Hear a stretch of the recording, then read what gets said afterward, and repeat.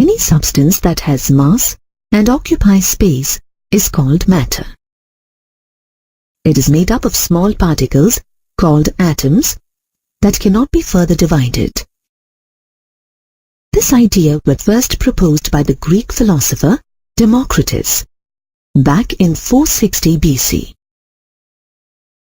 However, due to the lack of scientific evidence, Democritus's ideas were considered mere speculations and ignored for 2000 years until John Dalton proposed the atomic theory of matter in 1808. Dalton proposed that atom is the ultimate particle of matter. This theory is called Dalton's atomic theory. It postulates that all matter is composed of atoms that cannot be made or destroyed. All atoms of the same element are identical. Different elements have different types of atoms. Chemical reactions occur when atoms are rearranged. Compounds are formed from atoms of the constituent elements. Dalton's atomic theory was able to explain the laws of conservation of mass, multiple proportion, and constant composition. However, it could not explain the results of many experiments conducted by the scientists in the later part of the 19th century and 20th century. For example, it could not explain the electric nature of matter as explained by Michael Faraday through his experiment in 1830. Michael Faraday found that when electricity is passed through an electrolyte, which is a solution that conducts electricity, chemical reactions resulting in the deposition of matter at the electrodes take place.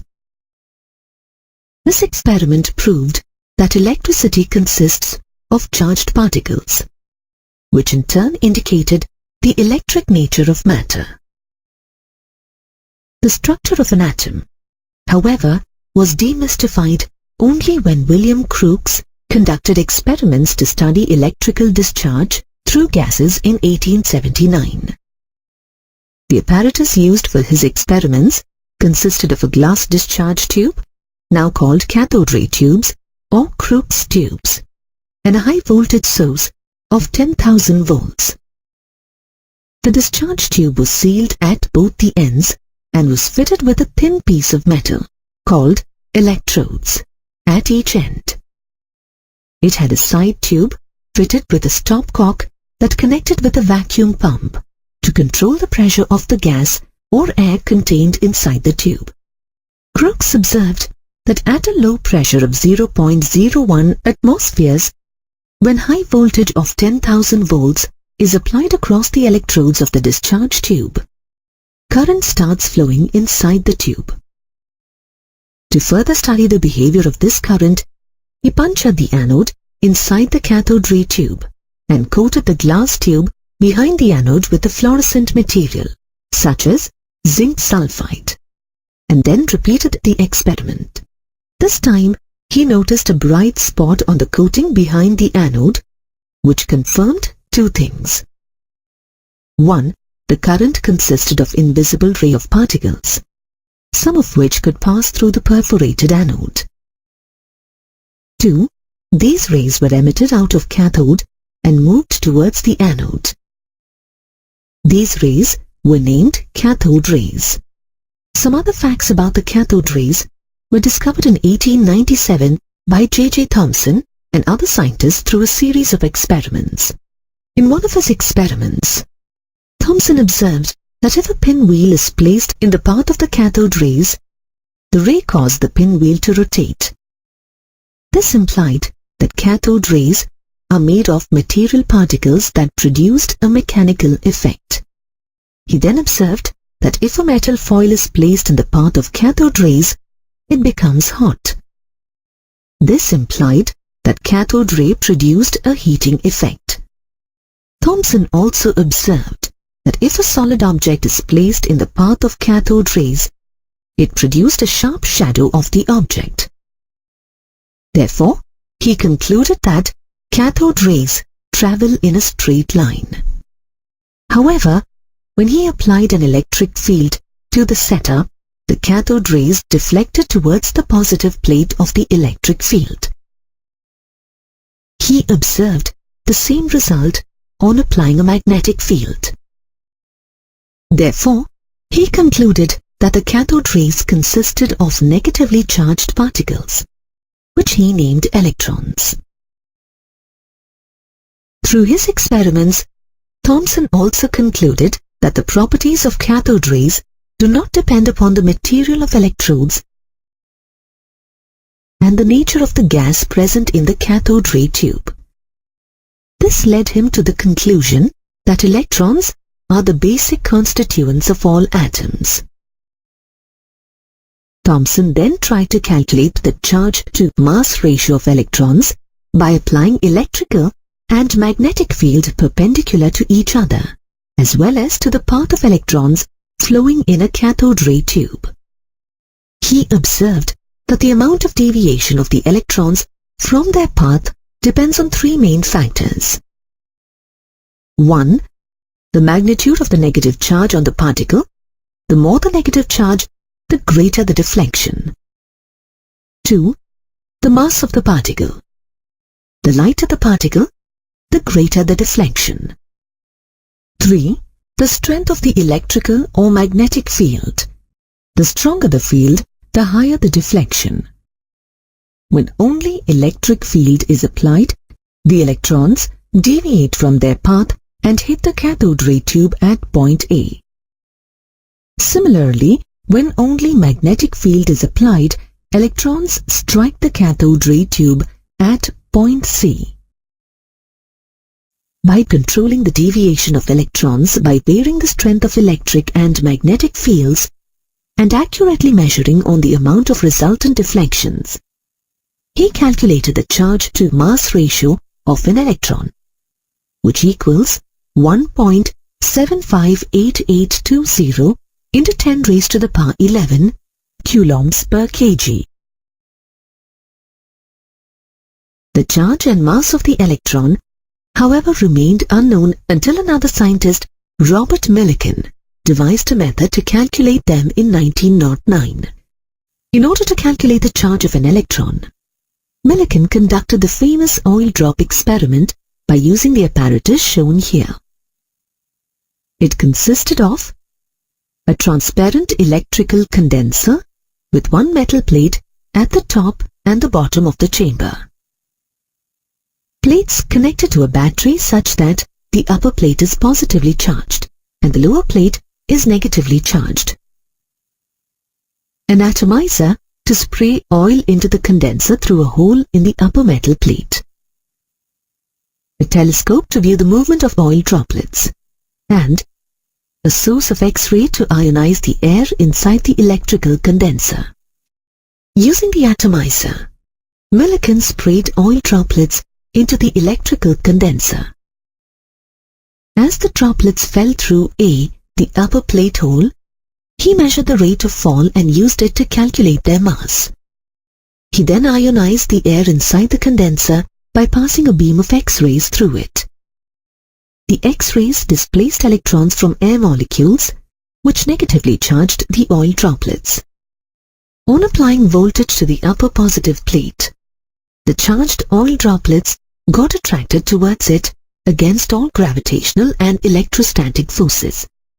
Millikan then varied the voltage to strike a balance between the acting forces and to make the oil drop stationary. He then calculated the change on the droplet from the mass of an oil droplet and the charge on the plate. He found that the magnitude of electrical charge, Q, on the droplets is always an integral multiple of the electrical charge E. That is, Q is equal to NE. Knowing the values of Q and N, Millikan calculated the charge on an electron to be 1.6 into 10 raised to the power minus 19 coulombs. The mass of the electron, or ME, was then determined by combining the results of Millikan oil drop experiment and Thomson's value of E by M ratio, and was found to be 9.1094 into 10 raised to the power minus 31 kgs. Just like the discovery of cathode rays led to the discovery of the negative particles called electrons, the discovery of anode rays led to the discovery of the positive particles called protons. Anode rays, also called canal rays, were discovered by E. Goldstein in 1886, when he repeated the cathode ray experiment conducted by Crookes with a perforated cathode instead of a perforated anode. He observed that discharge tubes containing a perforated cathode also emit a glow at the cathode end. Goldstein concluded that in addition to the already known cathode rays, there is another ray that travels in the opposite direction. Since these rays passed through the holes or channels in the cathode, he called them canal rays. They consisted of positive ions, whose charge and mass values depended on the gas inside the discharge tube. Hydrogen gas produced the smallest and the lightest positive ions, with the magnitude of charge same as that of an electron, but with a positive charge, that is, plus 1.6 into 10 raised to the power minus 19 coulombs, and a mass that was found to be similar to that of a hydrogen atom, that is 1.67 into 10 raised to the power minus 24 grams. The mass of the positive particles originating from the other gases in the discharge tube was found to be whole number multiples of the mass of those originating from hydrogen gas. Therefore, the positive particles from hydrogen gas carrying one positive charge and mass equivalent to a hydrogen atom were taken as the fundamental particles of any atom and were named as protons. By 1913, after performing a considerable amount of research on the charge and mass of negative and positive subatomic particles, scientists tried calculating the atomic mass. It was determined that the atomic number of an element is equal to the number of protons present in its nucleus. It was thought that since each proton has one unit mass on the atomic scale, the mass of an atom must be the number of protons present in the nucleus, as electrons have negligible mass. However, it was discovered that the mass of all protons in an atom put together is much less than the actual mass of an atom. It was thus concluded that the excess mass was due to some other particles present in an atom that had considerable mass but no charge. Later in 1932, James Chadwick proved the presence of these heavy, neutral particles through a series of scattering experiments. In one of his experiments, on bombarding a beryllium plate with alpha particles, Chadwick observed the emission of a neutral particle whose mass was equivalent to that of a proton. He named this particle as neutron. After all the subatomic particles were discovered, it was concluded that an atom is made up of protons or positively charged particles, electrons or negatively charged particles, and neutrons that are neutral particles. The table here summarizes the properties of these fundamental particles. Through various experiments, it was established that an atom consists of subatomic particles such as protons, electrons, and neutrons. Now, let us look at the arrangement of these subatomic particles in an atom. Different models were proposed to explain the distribution of subatomic particles in an atom. Of these models, the models proposed by J.J. Thomson and Ernest Rutherford are of great significance, as they paved the way for modern structure of an atom. Let's discuss both these models one by one. J.J. Thomson, in 1898, proposed the atomic model called Thomson's atomic model soon after the discovery of electrons. According to this model, An atom is a sphere of radius 10 to the power minus 10 meter with uniform distribution of mass and positive charge, with negatively charged particles called electrons embedded in it. In this model, the negatively charged particles that are embedded in evenly spread positive charge can be visualized as plums or raisins or seeds that are embedded in a pudding or watermelon. Therefore, this model is also called plum pudding, raisin pudding, or watermelon model.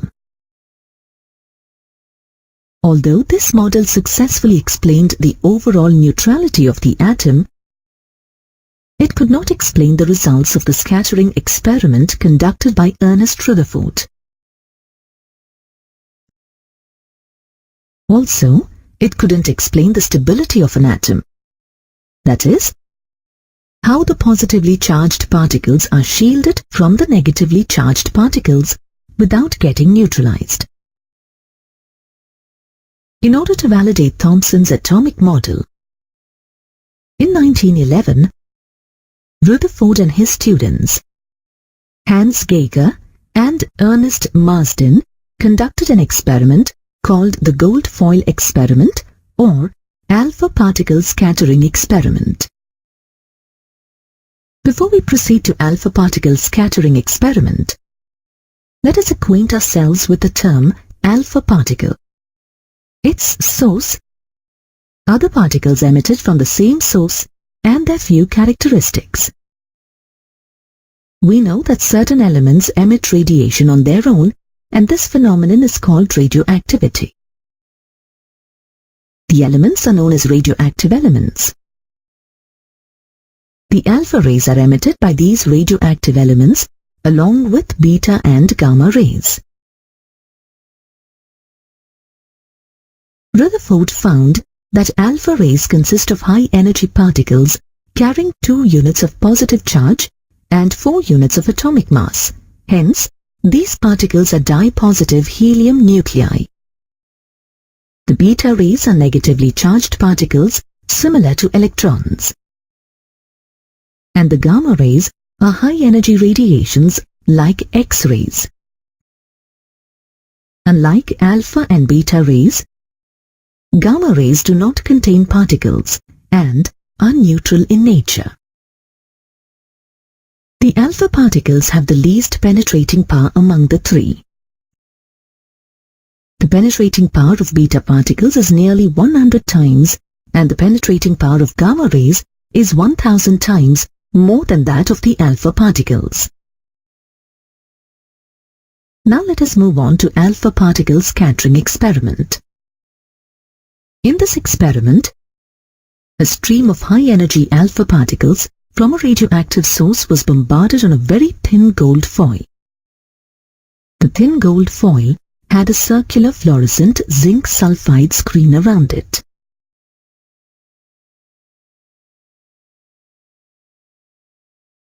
Whenever alpha particles struck the zinc sulfide screen, a tiny flash of light was produced at that point. If Thomson's model is correct, then all the alpha particles should pass through the gold foil almost undeflected. This is because the entire mass and positive charge is uniformly spread throughout an atom. However, the observations were quite contrary to these expectations. The following are the unexpected observations made in this experiment. Most of the alpha particles passed through the gold foil undeflected. A small fraction of the alpha particles were deflected by small angles. A few alpha particles were deflected by large angles.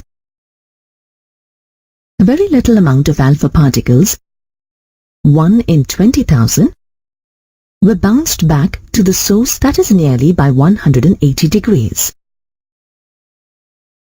Based on these observations, Rutherford concluded that as most of the alpha particles passed undeflected, most of the space inside the atom is empty. Only a small number of deflected particles suggested that the positive charge of the atom is not spread throughout the atom, as Thomson had presumed. Rather, it is concentrated at the center in a very small volume. The alpha particles that are deflected by larger angles and by 180 degrees indicated that the atom has a dense, positive charge with entire mass concentrated at the center. As the alpha particles approach much nearer to the massive positively charged center, they get deflected by larger angles, and as they directly hit the massive positively charged center, they get deflected nearly by 180 degrees.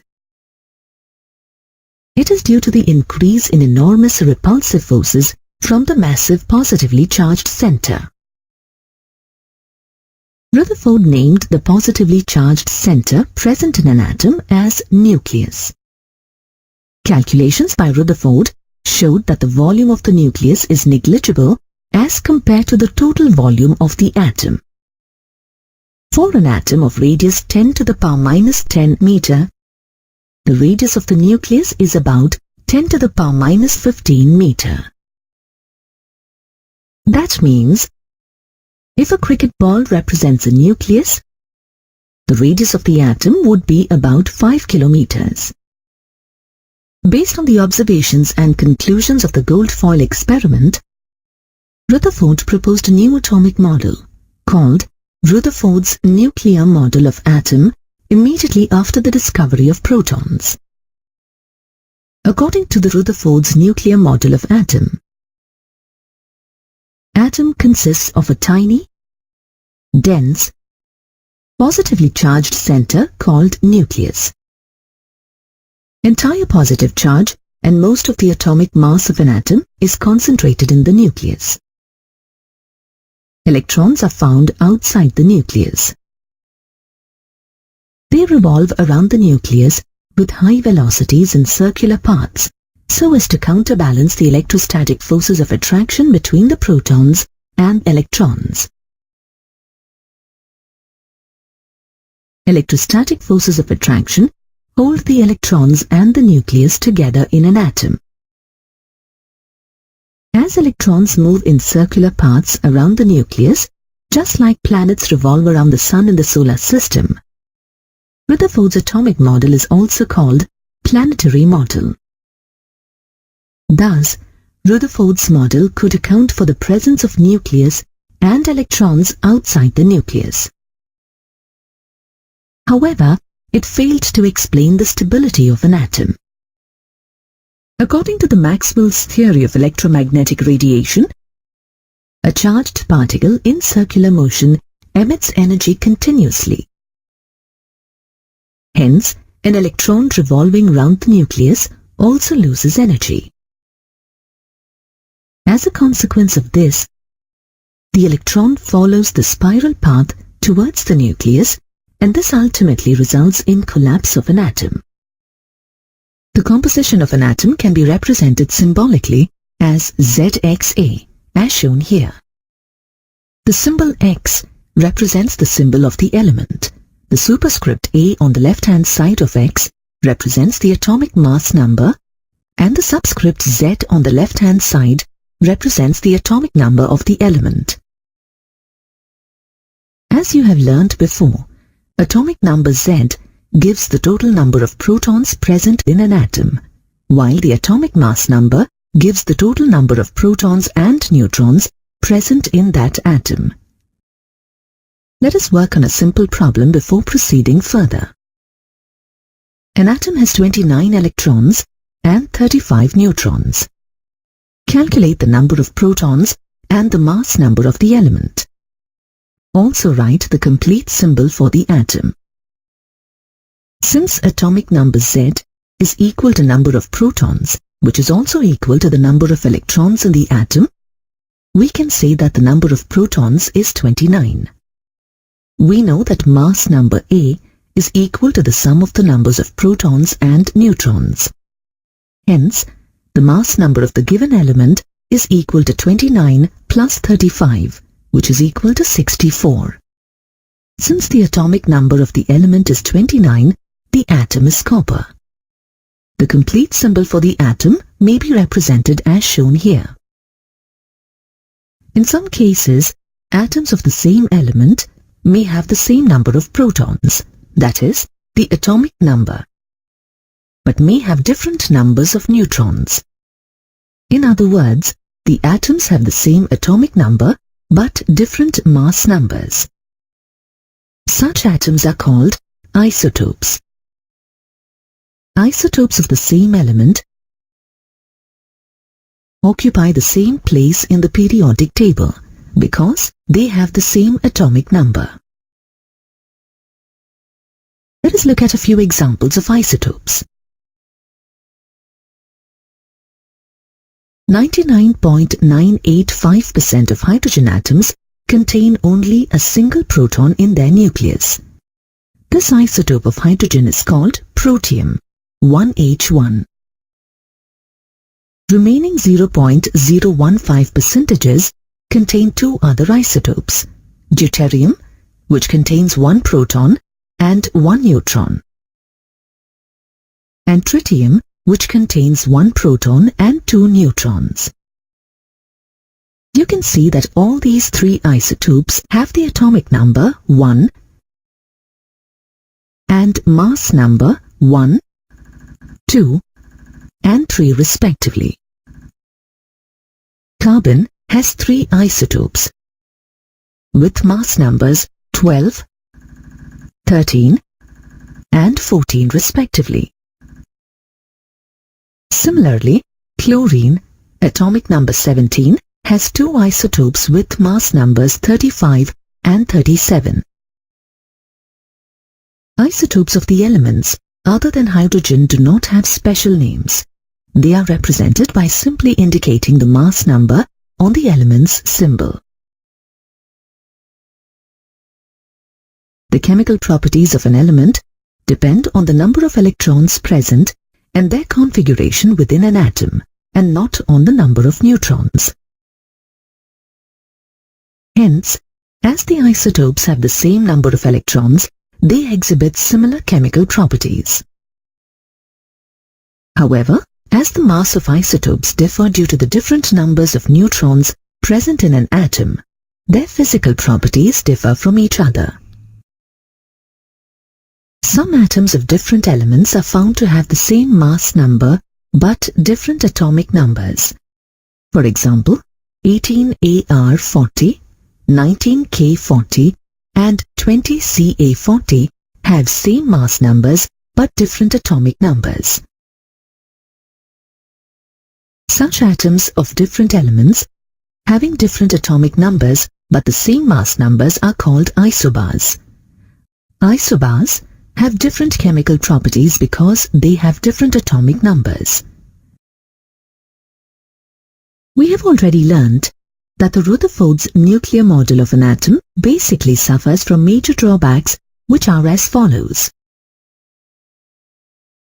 Firstly, it couldn't explain the stability of an atom in the view of the electromagnetic theory. Secondly, as a consequence of its inability to explain the stability of an atom, it couldn't explain the observed atomic spectra.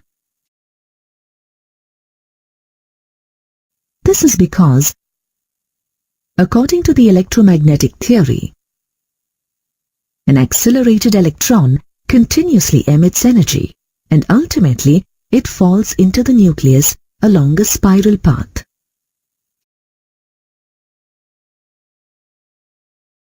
As the electron is emitting the energy continuously, the spectra of such an atom also should be continuous. But the spectra of elements indicate that atoms emit energy discontinuously, and hence the Rutherford's atomic model couldn't explain the observed spectra of atoms. Another drawback is that it could not explain the electronic structure of atoms.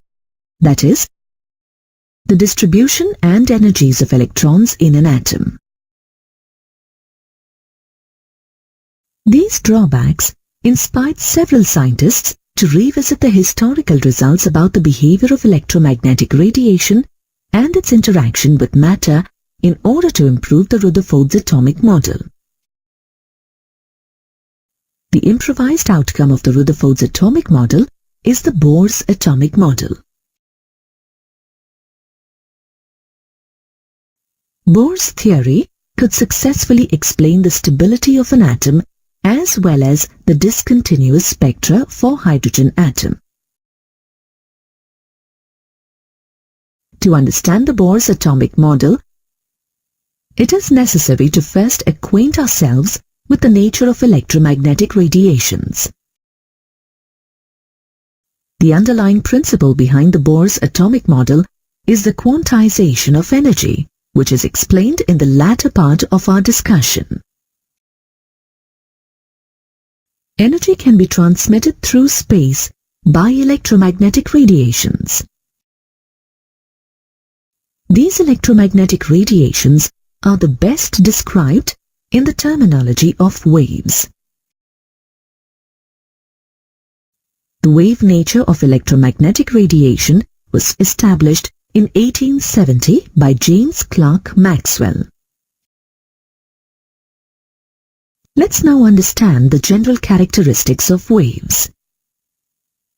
An object produces a series of waves when it vibrates continuously. However, the vibratory motion of charged particles, like electrons, produce a wave train of oscillating electrical field and magnetic field. Such waves, which are produced due to the periodic motion of charged particles, such as electrons, are called electromagnetic waves. This is suggested by James Maxwell. Note that the name electromagnetic radiations is attributed to the waves that consist of oscillating electrical and magnetic properties. An electromagnetic wave can be represented as shown.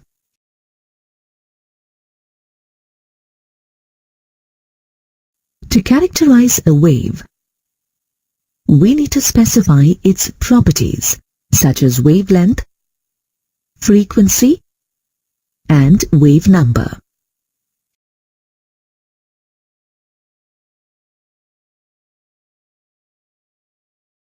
A wavelength is the distance between two successive crests or troughs of a wave. Wavelength is denoted by the Greek letter lambda. It is expressed in either centimeters or meters or in angstrom units. The next characteristic of a wave is the frequency. Frequency is the number of waves that pass a given point in 1 second. It is denoted by the symbol nu and is expressed in hertz. Velocity of a wave is defined as the distance traveled by a wave in 1 second. Velocity is denoted by c and is expressed in centimeter per second. Let's now understand the relationship between the wavelength, frequency, and velocity of a wave. As frequency is the number of waves passing through a point per second, and wavelength is the length of each wave, their product will give the velocity of the wave. The electromagnetic waves travel through empty space with the velocity of light. The last characteristic of a wave is the wave number, which is defined as the number of wavelengths per unit length. It is denoted by the symbol nu bar and given by the equation nu bar equals 1 by lambda per centimeter. Now, let us solve a numerical problem on the basis of the characteristics of a wave. Calculate the wave number and frequency of violet radiation having wavelength 4000 angstrom.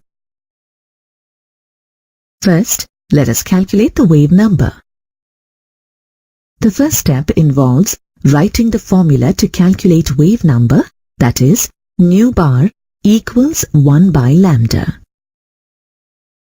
The given lambda value is 4000 angstroms, which is equal to 4 multiplied by 10 raised to the power of minus 7 meters.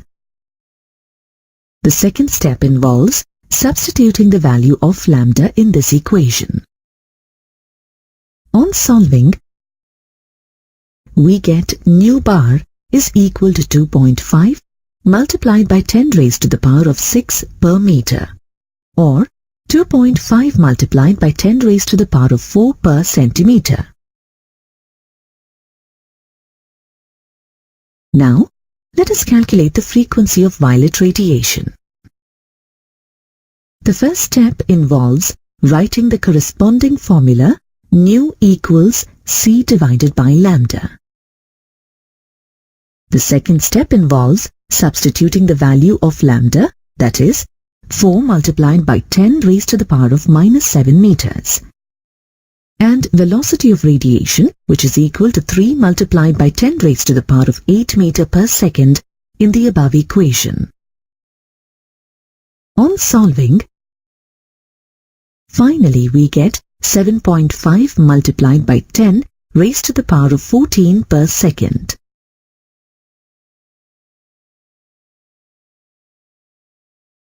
Now, let's look at certain key properties of electromagnetic waves.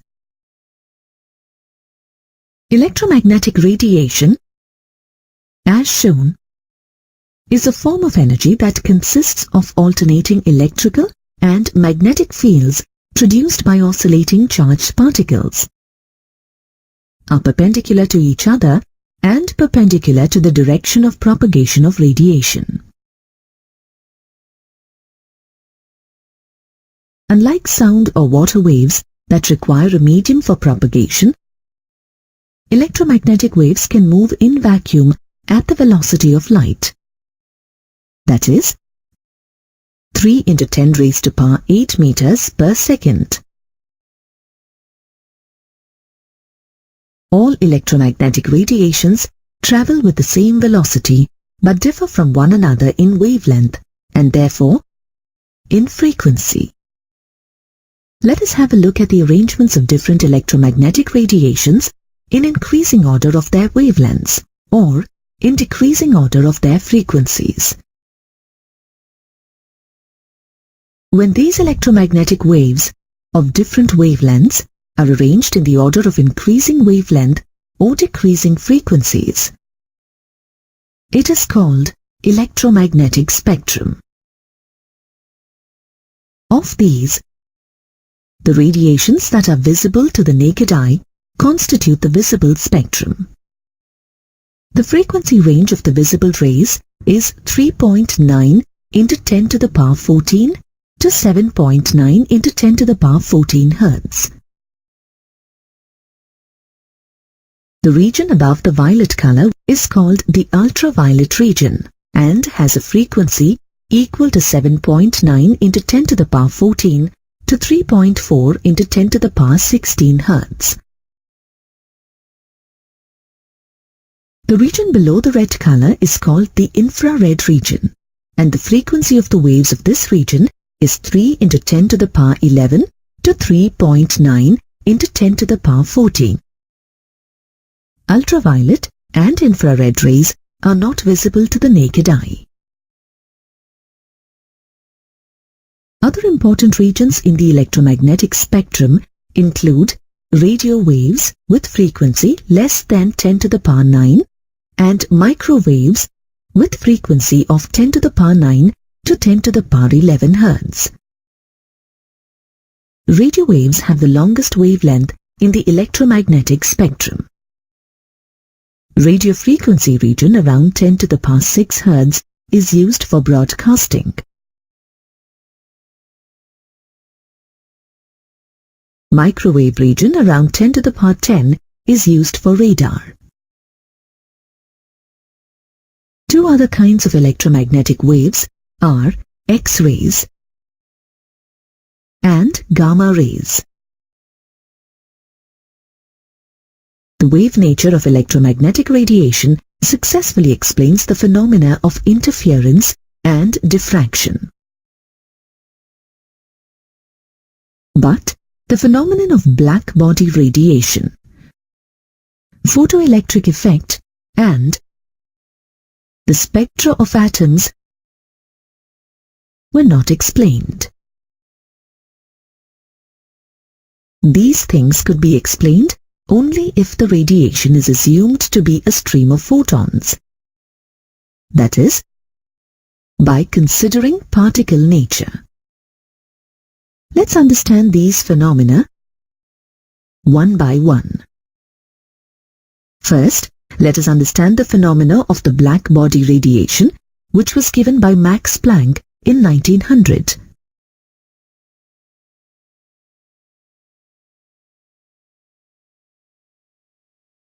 In general, when radiation strikes any surface of the body, part of it is reflected, part of it is absorbed, and part of it is transmitted.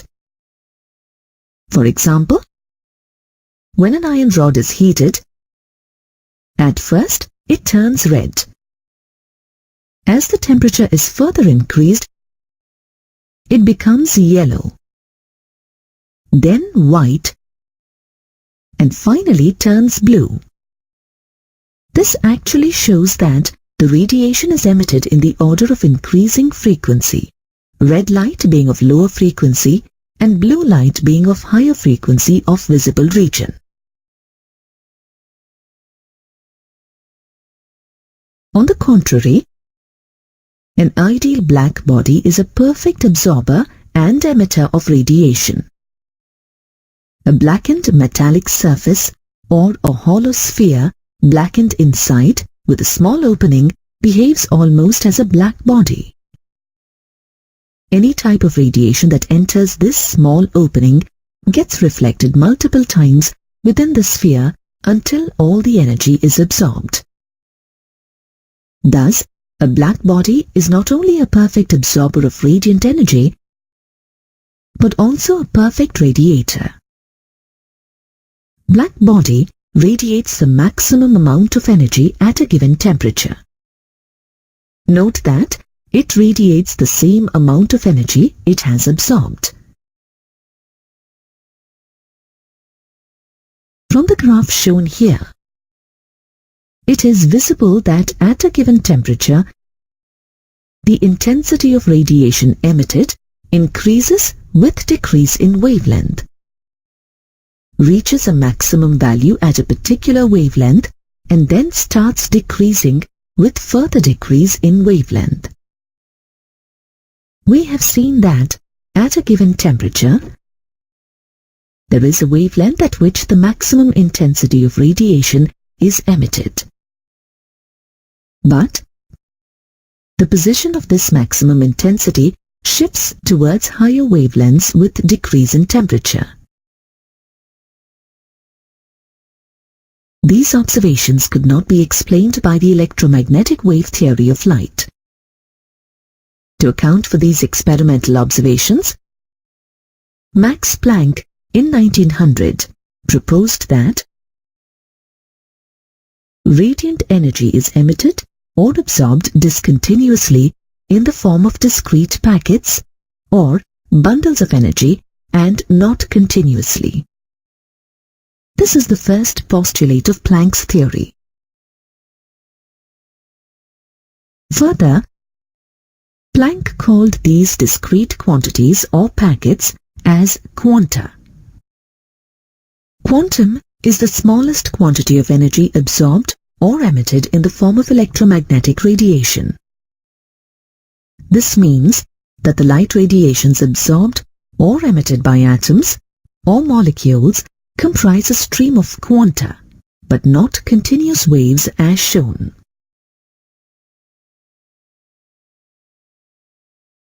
According to the second postulate, the amount of energy associated with the quantum of energy is proportional to the frequency of radiation. E is proportional to nu, or E equals h multiplied by nu, where E is the energy of the radiation, h is the Planck's constant 6.625 into 10 to the power of minus 34 joule/second, and nu is the frequency of radiation. To write this equation in terms of velocity and wavelength, substitute the equation 2 that nu is equal to c divided by lambda in the above equation. Hence, the resultant equation is E is equal to h multiplied by c divided by lambda.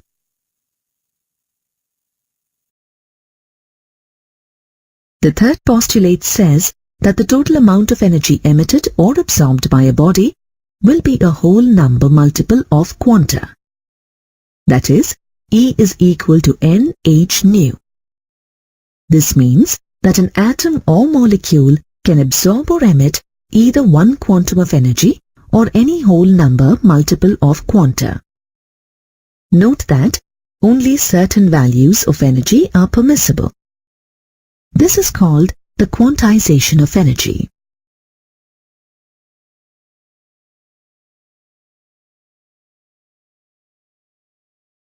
Now let us solve a numerical problem based on Planck's equation. Calculate the magnitude of the energy of 1 mole of photons of radiation whose frequency is 4.96 multiplied by 10 raised to the power of 14 per second. The first step involves writing the expression for the energy associated with one photon, that is, E equals h nu. In the second step, let us substitute the values of h, that is, 6.626 multiplied by 10 raised to the power of minus 34 joule/second, and the given value of frequency, that is 4.96 multiplied by 10 raised to the power of 14 per second. On substituting and solving, finally, we get 3.286 multiplied by 10 raised to the power of minus 19 joules. The third step involves writing the expression to calculate the energy associated with 1 mole of photons. That is, E equals nh nu. Here, n is equal to 1 mole, that is 6.023 multiplied by 10 raised to the power of 23. On substituting the value of n, h nu, in the equation and solving, we finally get E equals 19.788 multiplied by 10 raised to the power of 4 joule per mole, or 197.882 kilojoule per mole. In the previous module, we have learnt about the emission of radiation from a black body on the basis of particle nature. Now let us look at the photoelectric effect, which is also explained on the basis of particle nature. In 1887, Hertz performed an experiment in which he observed that when the surface of certain metals, such as cesium, potassium, sodium, rubidium, and so on, are exposed to a beam of light as shown, electrons were ejected. This is called the photoelectric effect. The electrons thus emitted are called photoelectrons. From this experiment, the following observations were made. 1. No electrons are ejected from a metal if the incident light has frequency of less than a certain minimum frequency value, called the threshold frequency. 2. The number of photoelectrons ejected is directly proportional to the intensity or brightness of the incident light. 3. the kinetic energy of the ejected electron is directly proportional to the frequency of the incident light. These observations could not be explained using the laws of classical physics, according to which the number of electrons ejected and kinetic energy associated with these electrons depend on the intensity of the light radiation. However, it is observed that the kinetic energy of the ejected electron depends upon the frequency of the incident light, but not on the intensity of the light radiation. For example, when the metal potassium is irradiated with high, intense red light having frequency of 4.3 to 4.6 multiplied by 10 raised to the power of 14 Hz for hours together, no electron is ejected. But as soon as it is irradiated with even less intense yellow light having frequency of 5.1 to 5.2 multiplied by 10 raised to the power of 14 Hz, photoelectrons are ejected. This is because the threshold frequency for potassium metal is 5.0 multiplied by 10 raised to the power of 14 Hz. Einstein explained these observations of the photoelectric effect, for which he received the Nobel Prize in 1921. He has taken into account the Planck's quantum theory of electromagnetic radiation for explaining the photoelectric effect. Note that the quanta were called photons by Einstein.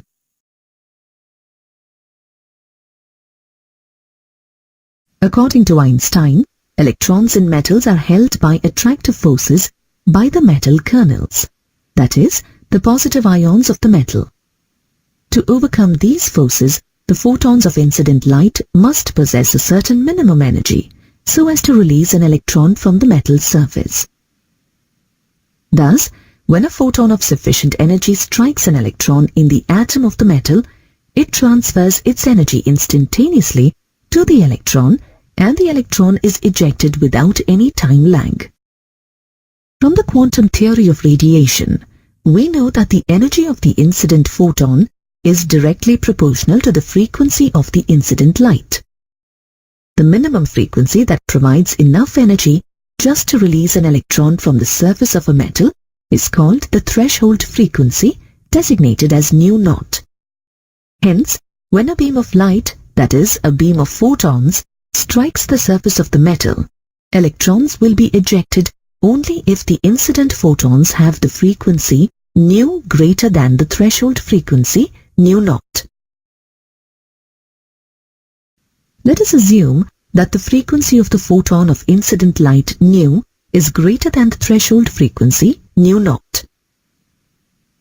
In other words, the striking photon has energy equal to h nu, and the minimum energy required to eject the electron is h nu 0. As the energy of the incident photon h nu is greater than h nu 0, the remaining energy, that is h nu minus h nu naught, is imparted as kinetic energy to the electron. Thus, h nu minus h nu naught is equal to half mv square. Here, m is the mass of an electron and v is the velocity of the ejected electron. On rearranging the equation, we get h nu is equal to h nu naught plus half mv square. H nu naught is constant for a particular metal and is designated as W naught, which is called work function.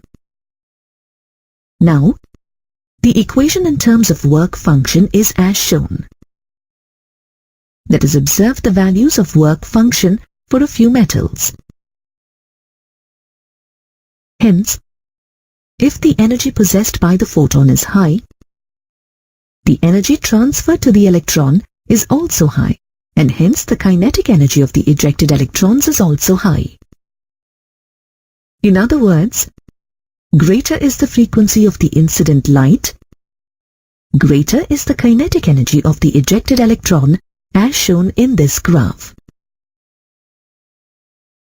Lastly, greater is the intensity of incident light or the number of photons that strike a metal, greater is the number of electrons ejected. For example, when more and less intense yellow light is made to shine on potassium metal separately, then relatively more number of electrons will be ejected from the potassium metal irradiated with high intense yellow light.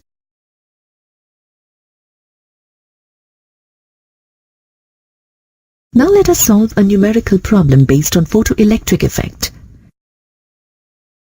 Calculate the kinetic energy of an electron emitted from a surface of a metal when radiation of frequency 5.5 multiplied by 10 raised to the power of 17 per second hits the metal. The work function of a metal is 3.62 multiplied by 10 raised to the power of minus 12 ergs. The first step involves writing the given data as shown and then writing the appropriate equation to calculate the given problem. In the second step, let us substitute the values of h nu and w naught in the equation. On solving, we get the final answer as 3.63 multiplied by 10 raised to the power of minus 9 ergs. Hence, the electron will be emitted with a kinetic energy of 3.63 multiplied by 10 raised to the power of minus 9 ergs. Thus, these theories and conclusions, such as the black body radiation and the photoelectric effect, led to the development of further Bohr's model of atom. Bohr's model of atom could successfully explain the line spectrum of hydrogen atom that you will learn about in the next module. Before we begin to learn about atomic spectra, let's understand the term spectrum. When a ray of white light from the sun or an incandescent lamp is passed through a prism, it is dispersed into a continuous array of 7 colors, namely Vibgyor. This is called spectrum. It is observed that in a spectrum, the radiation with lower wavelength bends more than the radiation with higher wavelength. That is why we see violet with lower wavelength at 400 nanometers and red with higher wavelength at 700 nanometers in the spectrum. The most common example of a spectrum visible to naked eye is a rainbow consisting of 7 colors that constitute the white light. These colored bands merge into each other.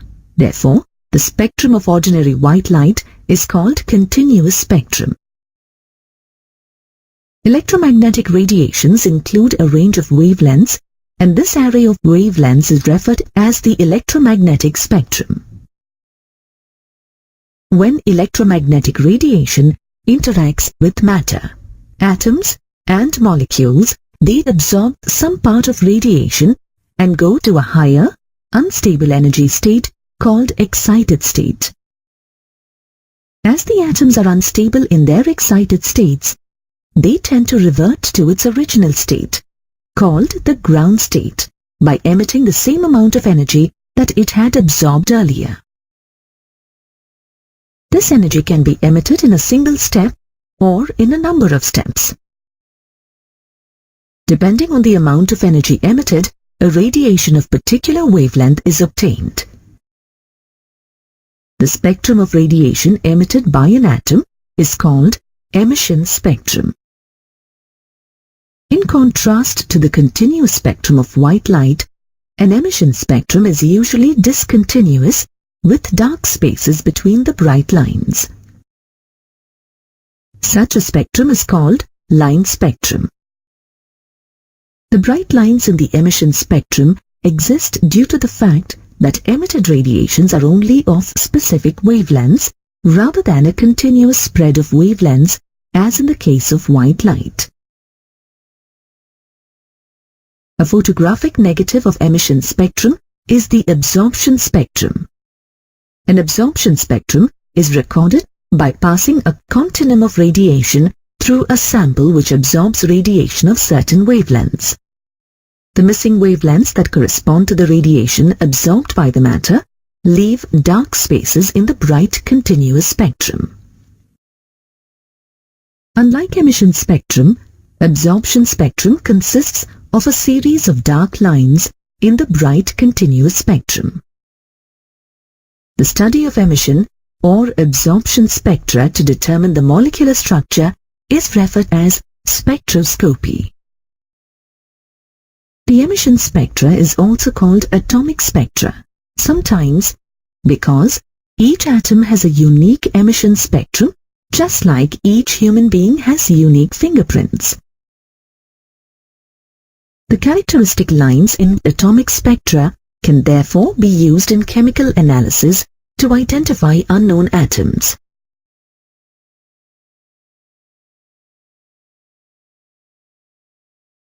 German chemist Robert Bunsen was one of the first investigators who used atomic spectra to identify elements. Elements like rubidium, cesium, thallium, indium, gallium, and scandium were discovered when their minerals were analyzed by the spectroscopic method. The presence of helium was also detected in the Sun by means of the spectroscopic method. Now, let us study the line spectrum of hydrogen, which is a one-electron system. When an electric discharge is passed through hydrogen gas, hydrogen molecules dissociate to produce energetically excited hydrogen atoms.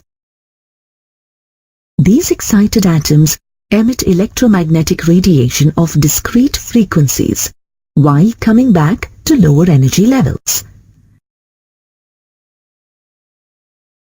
The resultant hydrogen spectrum consists of multiple series of lines that are named after their discoverers. The first series in the hydrogen atomic spectrum, Balmer series, was discovered by Johann Jacob Balmer in 1885. Its lines belong to the visible spectrum of electromagnetic radiation.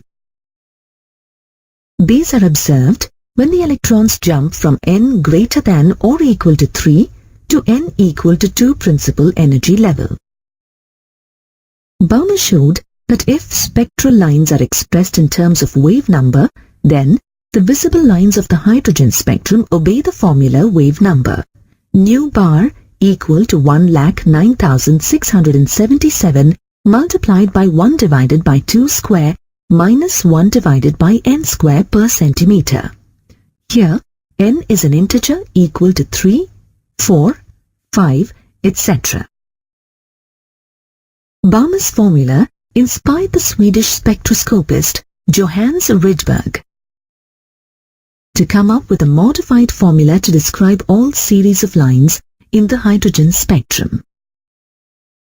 The equation may be written as wave number nu bar is equal to 1,09,677 multiplied by 1 divided by n1 square minus 1 divided by n2 square per centimeter. Here, n1 is equal to 1, 2, 3, etc. and n2 is equal to n1 plus 1, n1 plus 2, etc. The value 1,09,677 per centimeter is called the Rydberg constant for hydrogen. The first 5 series of lines that correspond to n1 equal to 1, 2, 3, 4 and 5 are known as Lyman, Balmer, Bastian, Brackett and Fund series respectively.